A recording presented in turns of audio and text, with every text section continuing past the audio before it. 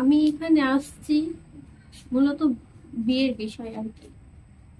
বিয়ের বিষয় মানে বিয়ে করবেন হ্যাঁ। আমাদের মাধ্যমে? হ্যাঁ, আচ্ছা আপনাদের আচ্ছা। মাধ্যমে। কারণ আপনি যেখানে বড় হচ্ছেন বা যেখানে থাকতেছেন, আপনার গ্রামের বাড়ি কোথায় বলছিলেন? ফরিদপুরে? হ্যাঁ, আচ্ছা, ফরিদপুরে।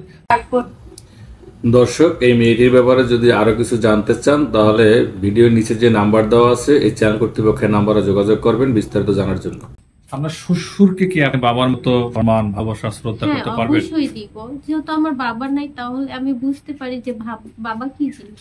আচ্ছা, আমার একটা প্রশ্ন, যে দেখা যায় অনেক সময় মানে সংসারের ভিতরে শাশুড়িরা একটু বদমেজাজি হয়, ছেলের বউদের সাথে রুট আচরণ করে, কর্কশ ভাষায় কথা বলে, অযথাই দোষ ধরে।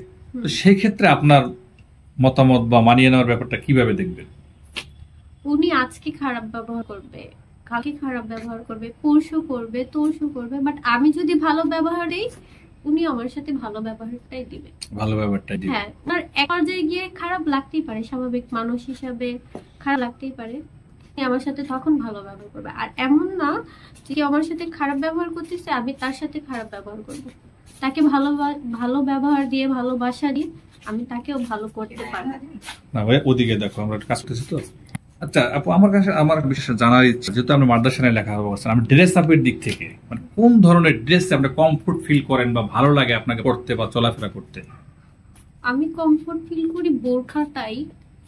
সেটা তো আউটার ড্রেস। বাসায় যখন থাকি থ্রি পিস, মানে ইন হাউসে আপনি থ্রি পিস ব্যবহার করেন। পছন্দ করি। আপনার বিশেষ কোনো খাবার পছন্দ আছে? আবার অনেক পছন্দ, গরুর মাংস, তারপরে গিয়ে চিংড়ি মাছ, মাছের ডিম, অনেক কিছুই আছে। গরুর মাংস শেষ কতদিন আগে খেয়েছেন? কতদিন হবে এইভাবে বলো। সর্বশেষ আপনার পছন্দের মাংস, গরুর মাংস কতদিন আগে খেয়েছেন? গরুর মাংসের যে দাম, কতদিন আগে খাইছি সেটা আমার মনে নাই। মনে নাই? আচ্ছা, যদি এই ভিডিও দেখে কেউ মনে করে যে আপুকে গরুর মাংস খাওয়ানো উচিত, তার ইচ্ছাটা পূরণ করা উচিত, যদি কোনোভাবে ডোনেট করতে চায় বা একটু সাহায্য করতে চায় বা একবেলা গরুর মাংসে ভাত খাওয়াইতে চায়, আপনি কি তার টাকাটা নেবেন? উনি যদি খুশি হয়ে যায় তাহলে আমি অবশ্যই নেব, কোনো আপত্তি করবেন না। এই ক্ষেত্রে একটা মেসেজ দিয়ে রাখি, যদি আপনারা এইভাবে যদি ভাই আসলে তার পাশে 1,000-2,000 টাকা দিয়ে দাঁড়াইতে চান, সেটা সে গ্রহণ করবে, এটাই তো নাকি? আচ্ছা আচ্ছা, আপনার সাথে আপনার বিয়ের ব্যাপারে লিগ্যাল গার্জিয়ান হিসাবে কে কিভাবে যোগাযোগ করবে, আপনার সাথে কিভাবে যোগাযোগ করবে, মাত্রা কি?